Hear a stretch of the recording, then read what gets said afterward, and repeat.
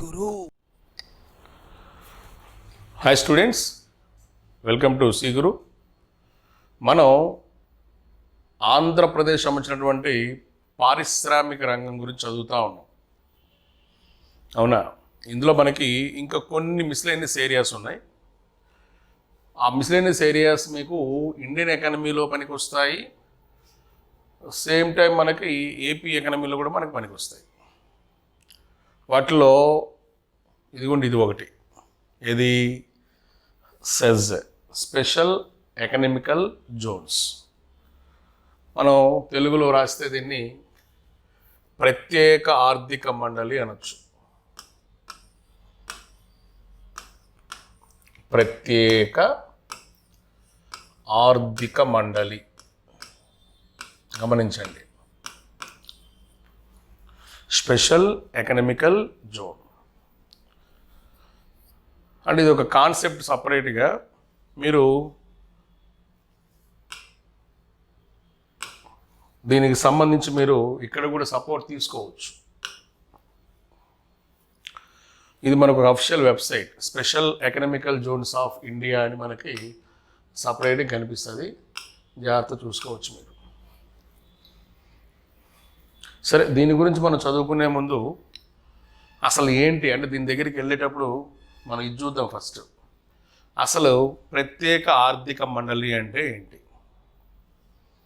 జనరల్గా మన భారతదేశంలో, భారత్లో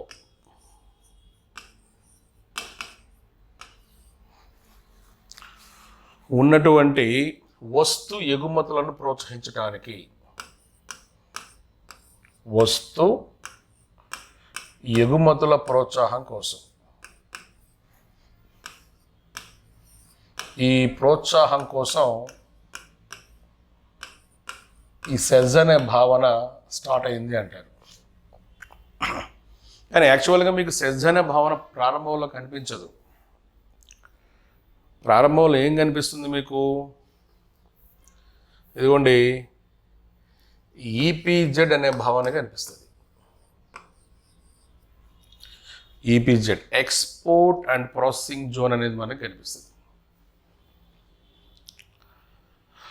అంటే మన భారతదేశంలో బాగా ఈ ఈపీజెడ్ అనే భావన ఎప్పుడు బలపడింది సార్ అంటే 1990 దశాబ్దము చివరి కాలంలో అని మనం చెప్పచ్చు. ఈ చివరి కాలంలో ఇది బాగా బలపడింది. ఏంటది? ఈపీజెడ్ అంటే ఎక్స్పోర్ట్ అండ్ ప్రాసెసింగ్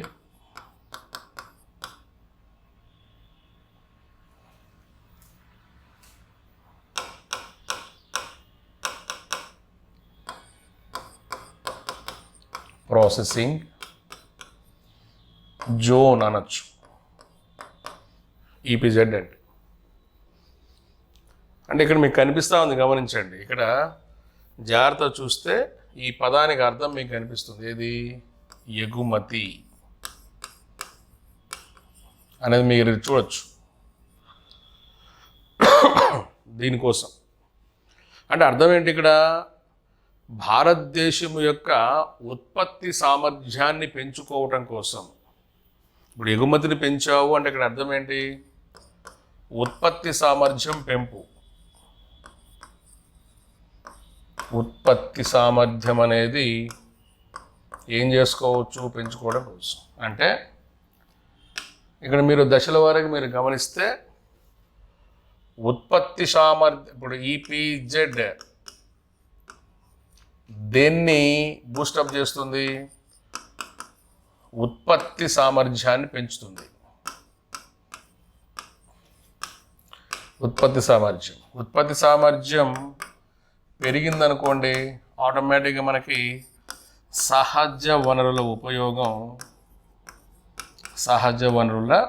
ఉపయోగం ప్రారంభమవుతుంది. రిసోర్స్ మనం సరి అయిన సమయంలో సరి అయిన విధంగా చేసుకోవచ్చు. ఎప్పుడైతే ఈ ఈపీజెడ్ అనేది ప్రపంచానికి పరిచయం అవుతుందో అంతర్జాతీయ మార్కెట్లో భారత్ హవా ప్రారంభమవుతుంది అనేది అంటే వీళ్ళు అనుకున్నది అనమాట. అంటే యాక్చువల్గా మీరు జాగ్రత్తగా గమనిస్తే బ్రిటిష్ వారి కాలంలో మన భారతదేశంలో ఏముండేది సార్ అంటే, బ్రిటిషర్స్ కాలంలో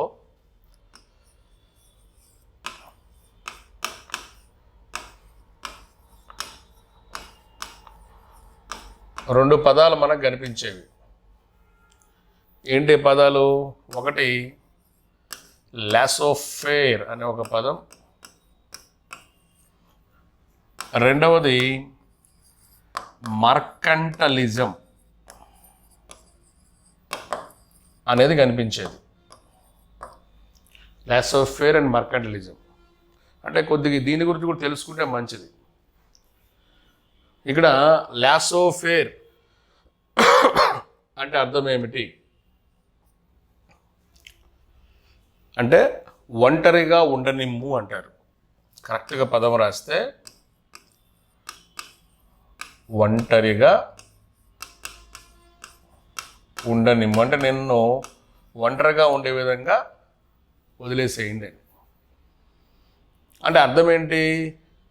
జోక్యం చేసుకోవద్దు అంటే ఇక్కడ ఎవరు ఒంటరిగా ఉండాలి అంటే ప్రైవేట్ సంస్థలకి స్వేచ్ఛ కావాలి.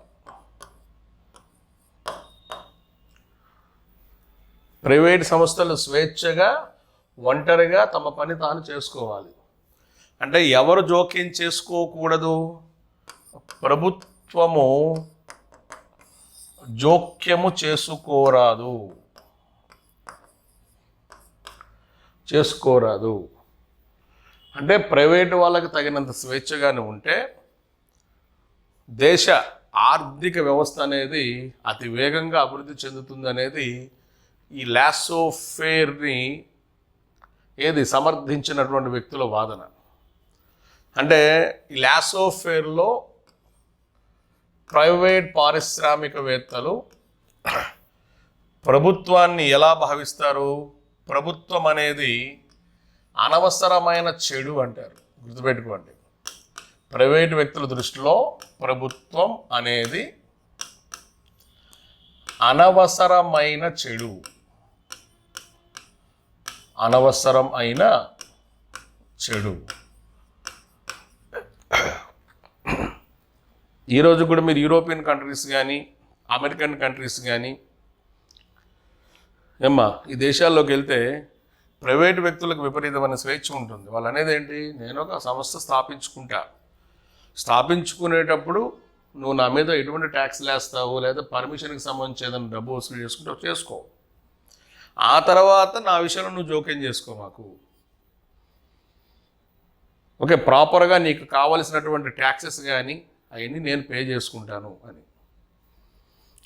కానీ భారతదేశంలో స్వతంత్రం వచ్చిన తర్వాత అట్లాంటి పప్పులు ఉడకల ఇందిరాగాంధీ గారి ముందు. మీకు తెలుసు అది, అవునా? ఏంటి? ప్రతి కార్యకలాపాలలో మనం ఏం చేసుకుంటూ వచ్చాం అంటే గవర్నమెంట్ ఏం చేసుకుంటూ వచ్చింది? జోక్యం చేసుకుంటూ వచ్చింది. అంటే మీరు ఇండియన్ ఎకనమీ కరెక్ట్గా చదువుకుంటే మీకు ఐడియా వస్తుంది. ఆ జోక్యం పేరే జాతీయకరణ, మంచిగా, లేదా ఎంఆర్టీపీ, లేదా FERA, ఓకే, లేదా IDRA act, industrial development regulation act, ఇవన్నీ మనం చూడొచ్చు. కానీ బ్రిటిషర్స్ కాలంలో ఇది ఉండేది. ఇలా ఉండటం వల్ల ఏమైంది? ప్రైవేట్ వ్యక్తులకి, ప్రైవేట్ పారిశ్రామికవేత్తలకి తగినంత స్వేచ్ఛ లభించింది.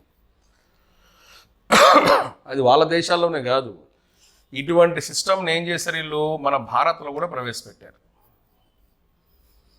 ఓకే, ఒకవేళ మిమ్మల్ని అడిగితే అడగొచ్చు, ఇది హిస్టరీలో కూడా అడగొచ్చమ్మా, గుర్తుపెట్టుకోండి. బ్రిటిషర్స్ కాలంలో అన్నాం కాబట్టి మనకి ఏది భారతదేశ ఆర్థిక వ్యవస్థను బ్రిటిష్ వారి పరిపాలన ప్రభావితం చేసింది అని మిమ్మల్ని అడిగినప్పుడు మేబీ అక్కడ కూడా కూర్చొని అడగవచ్చు. ఇదొక ఫ్రెంచ్ భాషా పదానికి సంబంధించిన పదంగా చెప్తారు, కానీ దీనికి ఉన్నటువంటి అర్థాన్ని కానీ మనం తీసుకున్నట్లయితే ఇట్లా మనం రాసుకోవచ్చు. అంటే ప్రైవేట్ పారిశ్రామికవేత్తలను స్వేచ్ఛగా ఉండనివ్వాలి,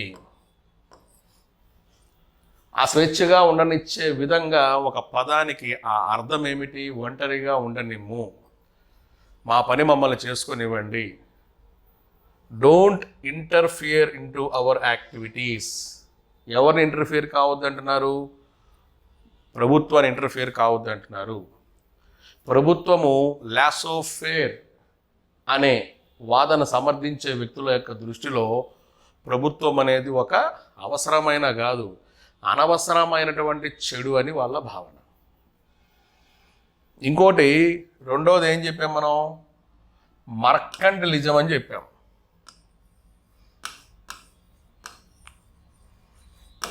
మర్కంటలిజం అంటే ఇక్కడేంటి? ఎప్పుడైతే బ్రిటిషర్స్ మన ఇండియాలో లాసో ఫేర్ని అమలు చేశారు, ఈ లాసో ఫేర్ ఎవరికి బాగా ఫేవర్ చేసింది? ఇండస్ట్రియలిస్ట్కి, అంటే పారిశ్రామికవేత్తలకి బాగా ఫేవర్ చేసింది. కానీ ఈ ఇండస్ట్రియలిస్ట్ ఎవరున్నారు ఇక్కడ? ఇద్దరు ఉన్నారు. ఒకడేమో బ్రిటిషర్ ఉన్నాడు, ఇంకోడు మన భారతీయుడు ఉన్నాడు. బ్రిటిషర్ ఉన్నాడు, భారతీయుడు ఉన్నాడు. మరి యాక్చువల్గా ఈ లాసో ఫేర్ అనే భావన ఎవరికి ఫేవర్ చేయడం కోసం గవర్నమెంట్ ప్రవేశపెట్టుకుంది? ఈ భావనను బ్రిటిష్ వ్యక్తులకు ఫేవర్ చేయడం కోసం ప్రవేశపెట్టుకుంది. అవునా? మరి ఈ భావన వీళ్ళు కూడా అడాప్ట్ చేసుకోవటం వలన ఇండియాకి సంబంధించిన పారిశ్రామికవేత్తలు కూడా ఏమయ్యారు? ఈ లాసో ఫేర్ వల్ల వృద్ధి చెందుతున్నారు, అంటే దాన్ని యూజ్ చేసుకుంటున్నారు. అప్పుడు వీళ్ళు చేసినటువంటి ఒక క్రూరమైన ఆలోచన ఏంటంటే, ఇండియా వాళ్ళ మీద బలవంతంగా రుద్దినటువంటి భావన మర్కంటలిజం. ఏంటది? మర్కంటలిజం అంటే లాసో ఫేర్ వలన ప్రైవేటు వ్యక్తులకు విపరీతమైన స్వేచ్ఛ లభించింది. అటువంటి ప్రైవేటు వ్యక్తుల్లో మన ఇండియన్స్ కూడా ఉన్నారు. కానీ ఇండియన్స్ని ఎదగనిస్తే, మన వాళ్ళు కానీ ఎదిగితే మరి వీళ్ళు ఎలా లాభాలు పొందుతారు? కాబట్టి వీళ్ళు లాభాలు పొందాలంటే వీళ్ళని తొక్కేయాలి, ఇండియన్స్ని తొక్కేయాలి. భారతీయ పారిశ్రామికవేత్తలు అంటే ఔత్సాహిక పారిశ్రామికవేత్తలు తొక్కేయాలంటే వాళ్ళు ప్రవేశపెట్టిన భావనే మర్కంటలిజం. ఏంటా మర్కంటలిజం? మర్కంటలిజం ప్రత్యేకత ఏంటి సార్ అంటే, భారతీయుడు అంటే ఇండియన్ అనే వ్యక్తి, అంటే ఇండియాకు సంబంధించినటువంటి పారిశ్రామికవేత్త, అంటే బిజినెస్ చేయాలనుకున్నటువంటి వ్యక్తి ఏం చేయాలి? బ్రిటిష్ గవర్నమెంట్ చెప్పిన విధంగా వస్తు ఉత్పత్తి చేయాలి. అంటే బ్రిటిష్ గవర్నమెంట్ ఏది చెప్తే ఆ వస్తు ఉత్పత్తి చేయాలి.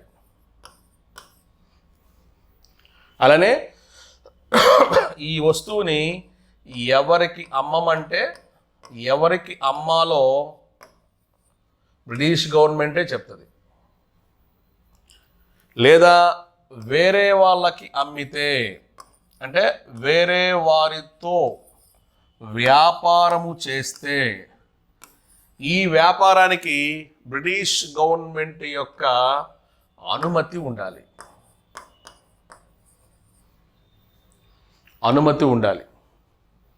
అలానే ఈ పారిశ్రామికవేత్త అధిక పన్ను చెల్లించాలి.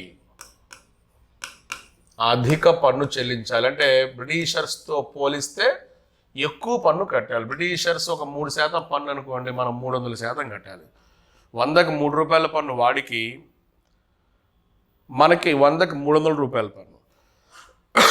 అంటే ఏంటి? అధిక పన్ను కట్టాలి. ఇప్పుడు ఇక్కడ ఉన్నటువంటి కండిషన్స్ ఏవి కూడా బ్రిటిష్ వాళ్ళ మీద ఉండేవి కాదు. సో ఆటోమేటిక్గా ఏంటి? మన పారిశ్రామికవేత్తలు ఎదగలేకపోయారు. భారతదేశంలో బ్రిటిషర్స్ కాలంలో విపరీతమైనటువంటి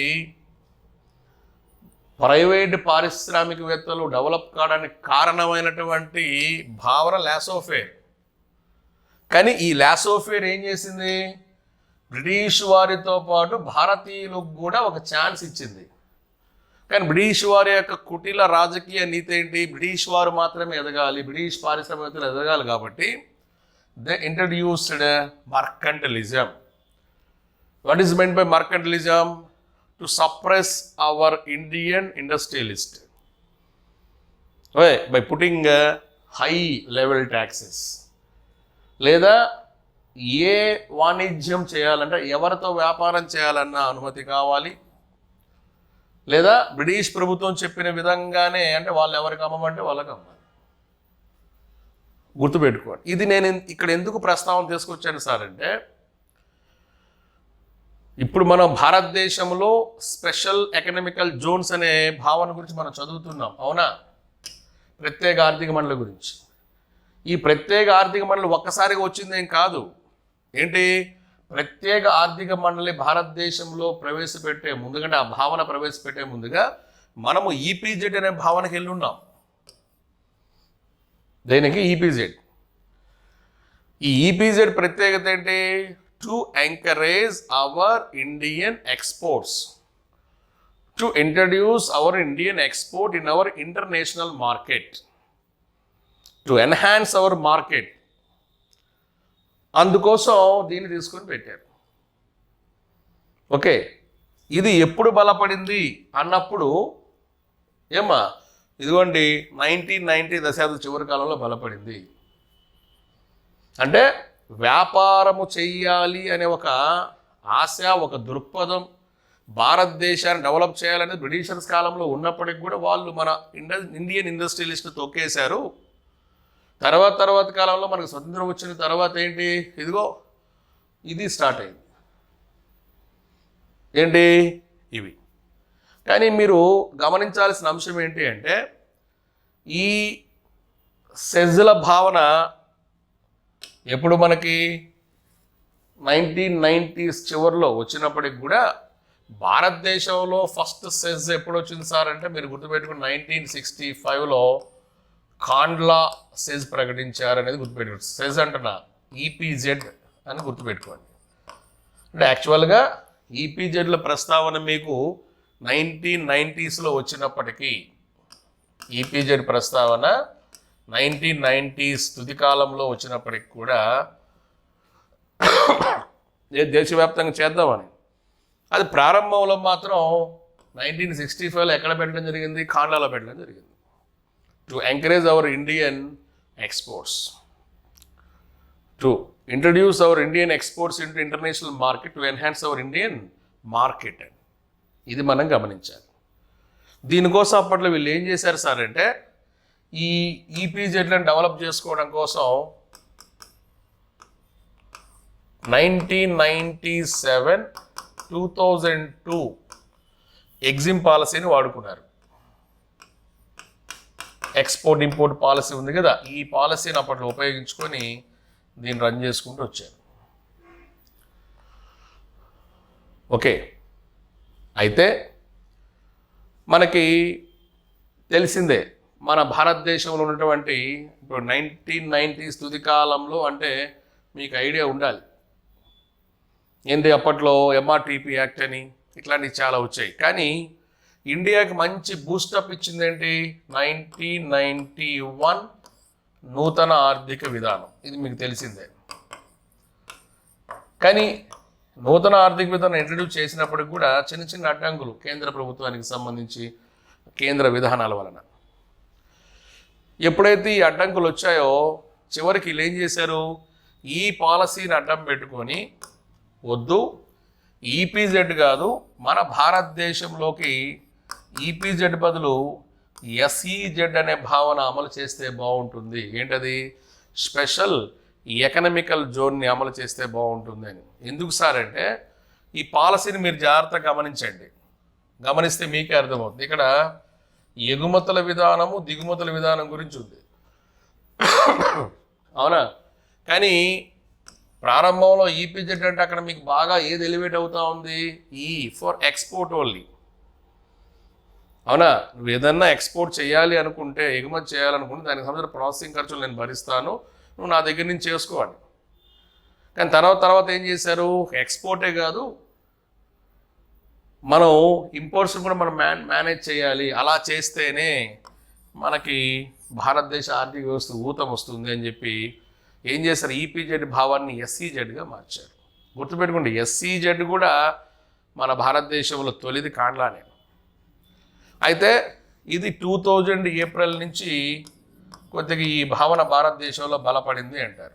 ఒకవేళ మిమ్మల్ని అడిగితే అది గుర్తుపెట్టుకోండి.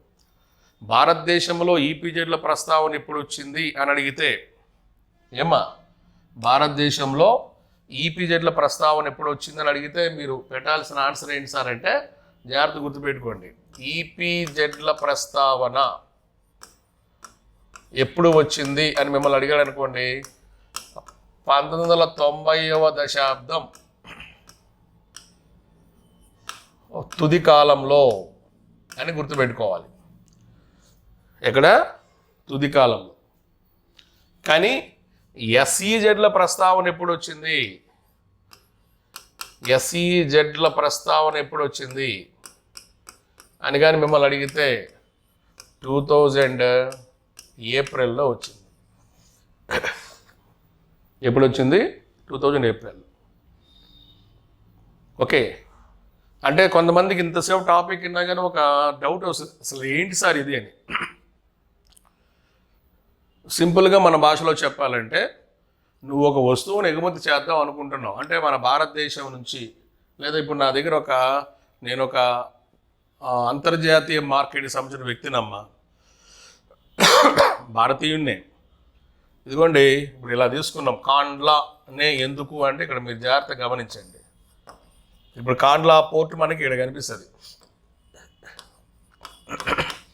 అప్పట్లో కాండ్లా ఓడరేవాడు ఏమిచ్చాడు, తమ్ముడు విదేశాలకి నా ఓడరేవు ద్వారా సరుకులని నేను ఆ దేశంలో నేను ఎంటర్ చేసి నీ వస్తువులని అమ్మిపెట్టి నీకు లాభాలు తీసుకొస్తానని చెప్పి నీకు చెప్పాడు. చెప్పినప్పుడు నువ్వేమంటావు, నిన్నే ఎందుకు నమ్మాలి అని నేను అంటాను. అంటే నన్ను అడుగుతాను, నిన్నే ఎందుకు నమ్మాలి అని. ఇప్పుడు కాండ్లా అనే నేను ఏం చెప్తున్నాను, నన్నే ఎందుకు నువ్వు నమ్మాలి అంటే, నువ్వు ఒక వస్తువును పంపించాలంటే ఖచ్చితంగా ఏం చేయాలి, నువ్వు ప్యాక్ చేసుకోవాలి. ప్యాక్ చేసి దాన్ని కొద్దిగా నీట్గా సెగ్రిగేట్ చేసిన తర్వాత దాన్ని మనం ఎక్కడో వేరే ఒక దేశంలో మనం ఏం చేస్తాం, అమ్ముతాం. నేనేమన్నాను, ఈ ప్యాక్ చేసేటటువంటి ప్రాసెస్ మొత్తం నేనే చేస్తాను అని చెప్పా. ఎవరు? కాండ్లా అని నేను. నువ్వు ఖాళీ సరుకు నాకు తెచ్చి చేసేసాయి, నేనే పార్సిల్ చేసుకుంటా, నేనే వైనంగా సర్దుకుంటా. వైనంగా సర్దుకున్న తర్వాత దాన్ని ఏం చేస్తాను, నా కాండ్లా ఓడరేవు ద్వారా షిప్లోకి తీసుకొని వేరే దేశాలకు తీసుకుపోతా. అక్కడ నువ్వు ఎక్కడ దించమంటే అక్కడ సరుకును ఏం చేస్తాను, దించేస్తా. అలా దించే క్రమంలో నీ ఇష్టం ఏంటి, ట్యాక్స్ కడతావా లేదా అంటే నేనేమంటున్నాను, నాకు ట్యాక్స్ వద్దు అంటున్నా. స్టార్టింగ్లో కాండ్లాకు ఒక పేరు ఉండేది, ఏంటి, ఎఫ్టీజెడ్ అని, అంటే ఫ్రీ ట్రేడ్ జోన్. ఎగుమతి సుంకాలు లేవు, దిగుమతి సుంకాలు లేవు, ఊరకు తీసుకెళ్తానని చెప్పి ఎందుకు, నేను అలవాటు కావడం కోసం, కాండ్లా అలవాటు కావడం కోసం. ఎయిర్టెల్ సిమ్ వాడు ఒకటి ప్రారంభంలో గమనించాడు, మనకి ఫ్రీగా ఇచ్చిన రోజులు కూడా ఉన్నాయి సిమ్ములు. ఎయిర్టెల్ వాడు, ఐడియా వాడు, వోడాఫోన్ వాడు, ఇట్లా ఎందుకు ఇచ్చాడు, ముందు దానికి మనం అలవాటు అయితే తర్వాత వాడు ఎట్లాగో రీఛార్జ్ అప్పుడు మన దగ్గర డబ్బులు లాగేస్తాడు. వెంటనే పబ్లిక్ ఏం చేశారు, వీడిని నమ్మారు. నమ్మి ఏం చేశారు, మొత్తం ప్యాకింగ్ ఖర్చులు కూడా ఏం లేవు కదా, తీసుకుంటున్నాడు. అసలు స్టార్టింగ్లో ట్యాక్స్లు కూడా ఉండేవి కాదు. అది తర్వాత కొద్దిగా ఈ ఎక్స్పోర్ట్ ప్రాసెసింగ్ సంబంధించి కొద్దిగా నీకు సరళమైనటువంటి, అంటే కొద్దిగా తక్కువ ఖర్చుకు నేను తీసుకెళ్తానంటే అందరూ కాండ్లా నమ్మారు. అందుకే నేనేమంటున్నాను, ఇటువంటి కాండ్లా 1965లోని ఈ కార్యకలాపాలు ప్రారంభించింది కాబట్టి దేశంలో ఫస్ట్ ఈపీజెడ్గా కాండ్లాకు గుర్తింపు వచ్చిందని చాలామంది అంటారు. కానీ యాక్చువల్గా దేశవ్యాప్తంగా అటువంటి కాన్సెప్ట్ని అన్ని రకాల ఓడరేవులు అడాప్ట్ చేసుకొని ప్రపంచంలో వాణిజ్యం చేయడానికి ఒప్పుకున్నాయి. అందుకే 1990 దశాబ్దం తుది కాలానికి అన్నీ ఒప్పుకున్నాయి. కానీ ఫస్ట్ ఇంప్లిమెంట్ చేసింది ఎవరు? ఈపీజెడ్. అయితే 2000లో ఏమైంది?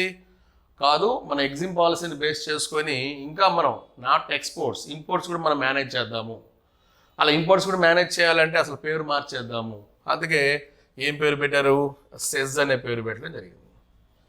జాగ్రత్తగా గమనించాలి పేరుతో, దీన్ని సెజ్. అలా ఎప్పుడైతే చెప్పడం జరిగిందో భారత ప్రభుత్వం కావచ్చు, అలానే ఆయా రాష్ట్ర ప్రభుత్వాలు కావచ్చు ఏం చేశాయి? దేశవ్యాప్తంగా ఈ సెజ్కు సంబంధించినటువంటి చట్టాన్ని బలోపేతం చేయడానికి ప్రయత్నాలు చేశాయి. అంటే ఏంటి? ఇప్పుడు మనకి ఆంధ్రప్రదేశ్లో దిశ యాప్ అని మీరు చూస్తున్నారు. ఇప్పుడు వైసీపీ గవర్నమెంట్ ఏమో దిశ యాప్ సూపర్ ఉంటుంది, లేడీస్ అందరూ ఇన్స్టాల్ చేసుకోవాలి, చేసుకుని దాన్ని యూజ్ చేసుకోవాలంటున్నారు. ఇటువైపున చంద్రబాబు నాయుడు గారు ఏమంటున్నారు? తెలుగుదేశం వాళ్ళు అంతా బాగానే ఉంది, బాగా హెల్ప్ అవుతుంది, బట్ దానికంటూ చట్టం ఉందా? దిశ యాక్ట్ ఉందా? యాక్ట్ ఉంటే దాన్ని ఆమోదించండి, దాని ప్రకారం చేయండి, ఏదైనా ఒక చట్ట ప్రకారం చేయండి అని. అంటే ఇక్కడ అర్థం ఏంటి సార్ అంటే, భారతదేశంలో ఈ సెజ్ అనే భావన 2000 ఏప్రిల్లో అమల్లోకి వచ్చినప్పటికీ దీనికి చట్టపరమైన రక్షణ లేదు. ఆ చట్టపరమైన రక్షణ కోసం వీళ్ళు ఏం చేశారు? ఈ సెజ్ యాక్ట్కి సంబంధించినటువంటి బిల్లును 2005 మేలో రూపొందించడం జరిగింది. ఎప్పుడు? 2005 మేలో రూపొందించడం జరిగింది. రూపొందించి 2005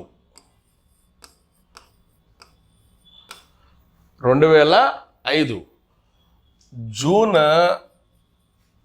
23వ తేదీన ఈ బిల్లుని రాష్ట్రపతి గారు ఆమోదించడం జరిగింది. ఎప్పుడైతే రాష్ట్రపతి గారు ఆమోదించారో ఇది ఒక చట్టంగా 2006 ఫిబ్రవరి 10వ తేదీ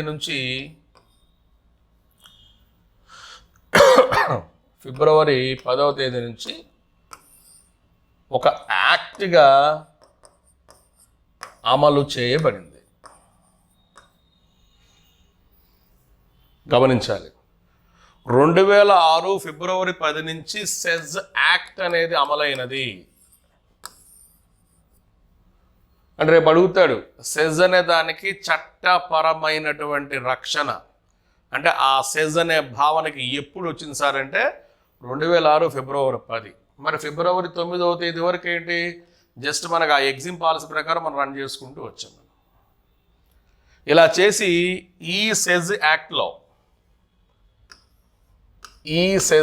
అంటే దీనికంటూ చట్టం తీసుకొచ్చారు కాబట్టి యాక్ట్లో కొన్ని అంశాలు ప్రస్తావించడం జరిగింది.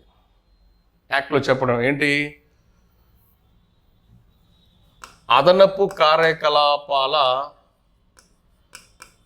అదనపు వాణిజ్య కార్యకలాపాల సృష్టి అనేది తొలి లక్ష్యం. అంటే ఉన్న వ్యాపారంతో పాటు ఇంకొద్దిగా వ్యాపార కార్యకలాపాలు పెంచుకోవాలి. ఏమ్మా? అలానే ఈ సెజ్ యాక్ట్ ద్వారా వస్తువులకు కావచ్చు, సేవలు కావచ్చు, వీటి యొక్క ఎగుమతులకు ప్రోత్సాహం ప్రకటించడం జరిగింది. ఎగుమతులకు ప్రోత్సాహం. అలానే ఎవరైనా కొత్త పారిశ్రామికవేత్తలు ఉంటే వాళ్ళు స్వదేశీ పారిశ్రామికవేత్తలు కావచ్చు లేదా విదేశీ పారిశ్రామికవేత్తలు కావచ్చు, వీళ్ళ యొక్క ఎంతూజియాజంని అంటే ఏంటి? అర్థం ఏంటి? డబ్బులు తీసుకురండి తమ్ముడు, మీరు వ్యాపారం చేసుకోవచ్చు. అంటే వాళ్ళ దగ్గర ఉన్న డబ్బుని సరి అయిన దిశలో ఖర్చు పెట్టే విధంగా, దాని ద్వారా ఇదిగోండి కొత్త మార్కెట్ సృష్టించే విధంగా స్వదేశీ విదేశీ పెట్టుబడులను ఆకర్షించడం, వాటిని ప్రోత్సహించడం. ఓకే, అలా మీరు చేస్తే మీకు కావలసినటువంటి మౌలిక సదుపాయాలు మొత్తం మేమే కల్పిస్తాము. ఏది మౌలిక సదుపాయాల కల్పన కూడా ఈ యాక్ట్ ప్రకారం అందే. ఓకే, ఇవన్నీ జరిగాయంటే ఆటోమేటిక్గా దేశవ్యాప్తంగా ఏమి పెరుగుతుంది? ఉపాధి పెరుగుతుంది. అంటే చివరికి టార్గెట్ ఏంటి? భారతదేశంలో ఉన్నటువంటి నిరుద్యోగితను టార్గెట్ చేశారు. నిరుద్యోగ యువతకి కావలసినంత ఉపాధి లభిస్తుంది అని. అంటే ఇక్కడ అర్థం ఏంటి సార్ అంటే, సెజ్ యాక్ట్ ప్రకారము బిజినెస్ చేయాలి అనుకున్న వ్యక్తుల మొత్తాన్ని ఒక చోటకి తీసుకొచ్చి ఒక ప్రాంతంలో ఉంచి ఇలా చేయడం జరిగింది. దానికి మంచి ఉదాహరణ ఆంధ్రప్రదేశ్లోకి మనం వెళ్ళామనుకోండి అమ్మ. ఏపీ అనగానే టక్కని మీకు గుర్తొచ్చే సెజ్ ఏంటి? విశాఖ, వైజాగ్ సెజ్. ఏపీ అనగానే మనకు గుర్తొచ్చేది. అంటే ఇప్పుడు అర్థం ఏంటి? ఉత్తరాంధ్ర పరిసర ప్రాంతాల్లో వ్యాపారం చేసుకునే వ్యక్తులు ఎవరైనా ఉంటే ఏది భారీ పెట్టుబడుల ద్వారా వైజాగ్ సెజ్లోకి వెళ్ళి ఆ వైజాగ్ సెజ్లో తమ వ్యాపార కార్యకలాపాలు చేసుకోవచ్చు. ఓకే, అంటే సెజ్ యాక్ట్ ద్వారా ఉన్నటువంటి ఒక సౌకర్యం ఇది. ఇంకా దీంట్లో ఏమేమి సౌకర్యాలు ఉంటాయి ఏంటనేది నీకు మళ్ళీ ఇంకొక వీడియోలో నేను చెప్తాను. అంటే ఒక సెజ్లోకి మనం వెళ్తే మనకి ఎటువంటి ప్రోత్సాహకాలు ఉంటాయి. ఇక్కడ జస్ట్ నేనేం చెప్పాను? ప్రోత్సాహకాలు ఉంటాయి అని చెప్పాను. జస్ట్ ప్రోత్సాహకాలు ఉంటాయని. కానీ ఏ ప్రోత్సాహకాలు ఉంటాయి అనేది మనం చూద్దాం. అది ఆర్థిక సంబంధమైనవి కావచ్చు, ఆర్థిక సంబంధమైనవి కాకపోవచ్చు. ఏంటో మనం చూద్దాం. కానీ జస్ట్ ఇది ఏంటి సార్ అంటే ఒక ఇంట్రడక్టరీ లాంటిది. కానీ ఈ ఇంట్రడక్టరీలో మీకు నేను చెప్పింది ఏంటి? అసలు బ్రిటిషర్స్ కాలంలో వ్యాపారం చేయాలి అనుకున్నప్పుడు బ్రిటిషర్స్ని ఏ విధంగా ప్రోత్సహించుకున్నారు, మన ఇండియన్స్ని ఏ విధంగా తొక్కేశారు. తర్వాత స్వతంత్రం వచ్చిన తర్వాత నూతన ఆర్థిక విధానానికి మనం వెళ్ళేటప్పుడు, నూతన ఆర్థిక విధానం మనం అనుసరించేటప్పుడు మన భారతదేశంలో ఒక్కసారిగా సెజ్ అనే భావన రాలేదు. సెజ్ అనే భావనకు ముందు వచ్చినటువంటి భావన ఏంటి?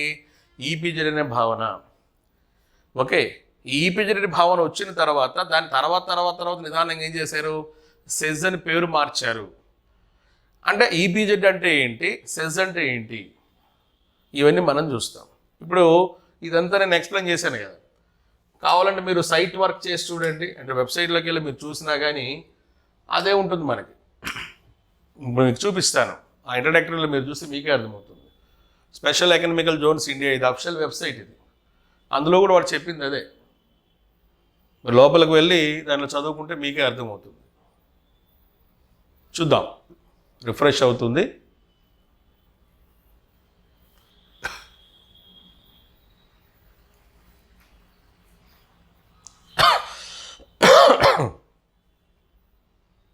మీరు ఏది ఉన్నా అమ్మ ఆ అఫిషియల్ వెబ్సైట్స్ ద్వారా వెళ్ళి చదవండి. ఇప్పుడు ఇక్కడ చూడండి,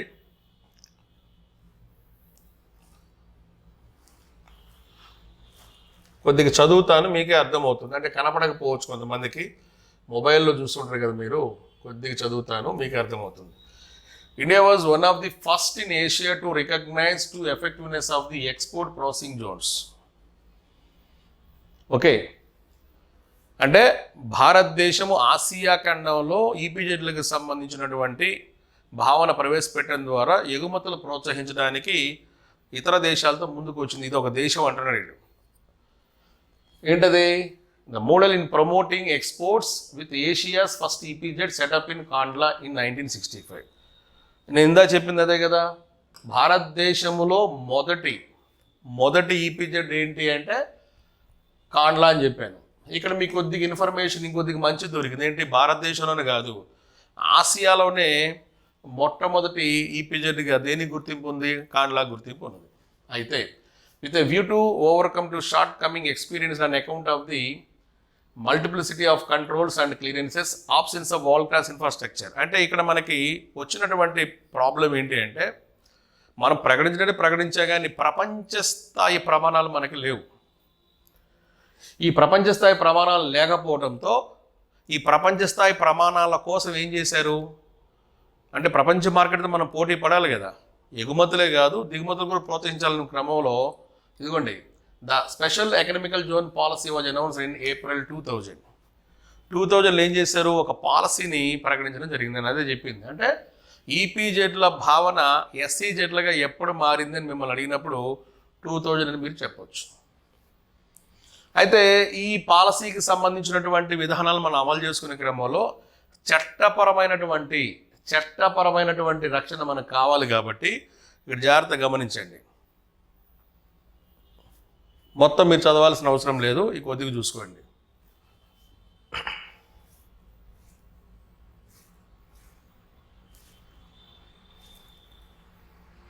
ఇక్కడ చూస్తే మీకే అర్థమవుతుంది, మొత్తం చదవాల్సిన అవసరం లేదు.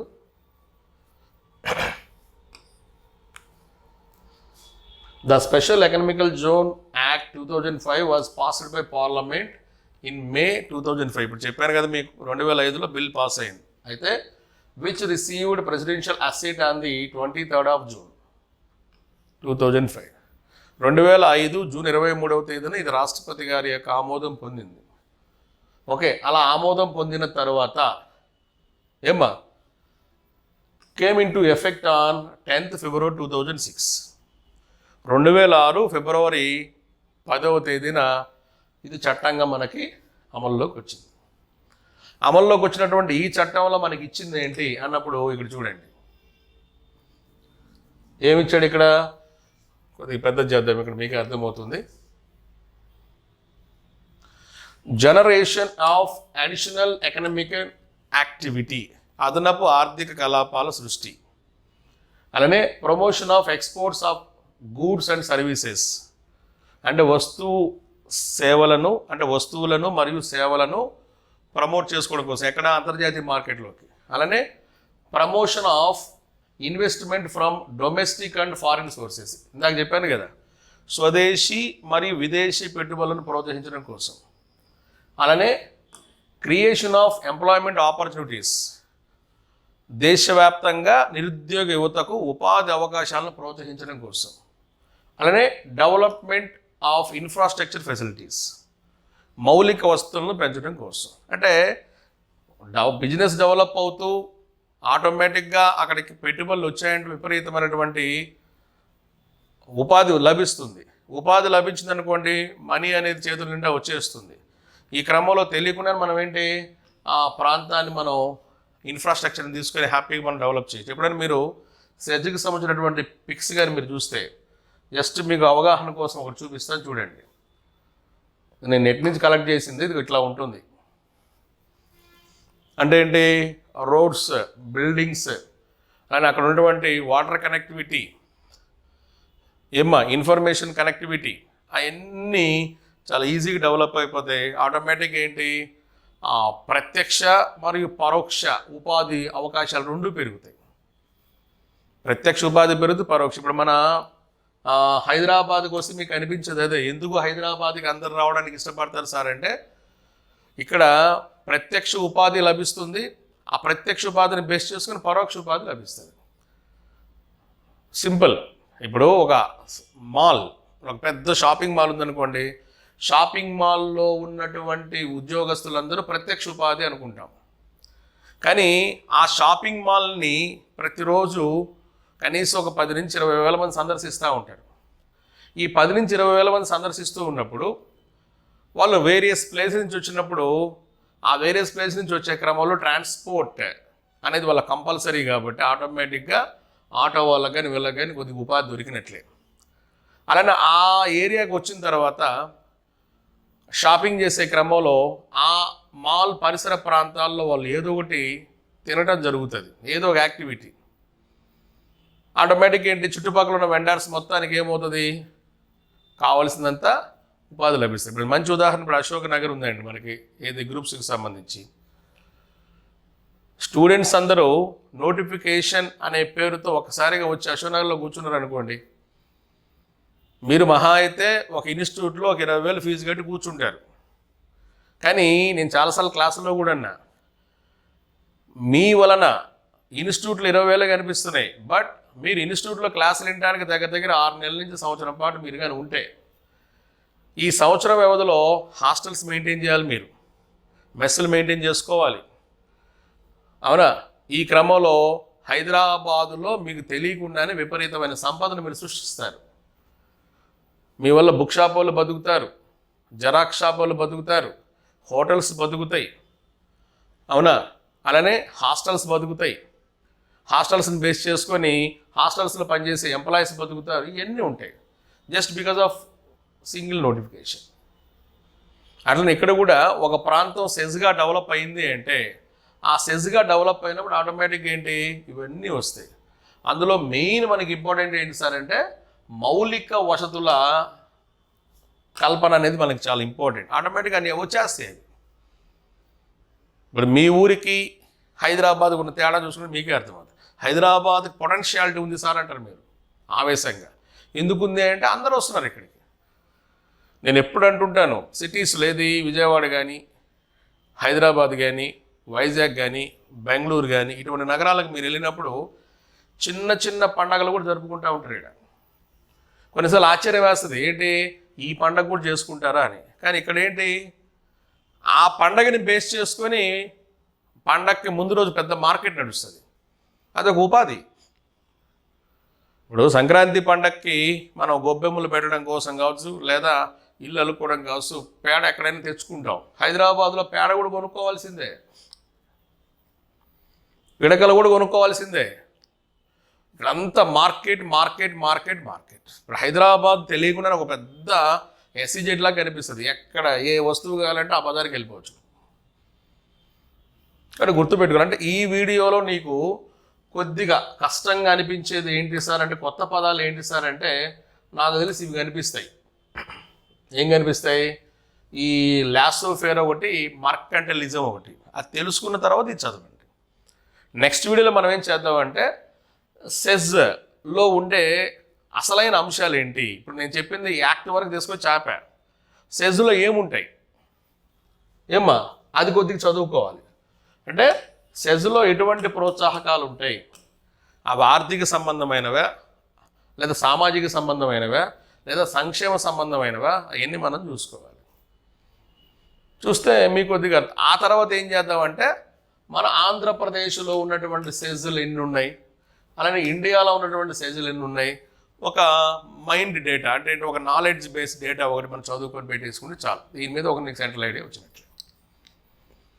Don't be confused.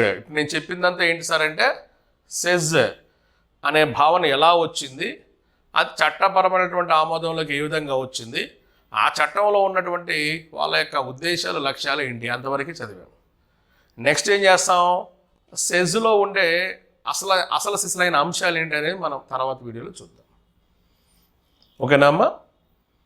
ఇంకొక వీడియోలో మనం కలుసుకుందాం. Thank you so much.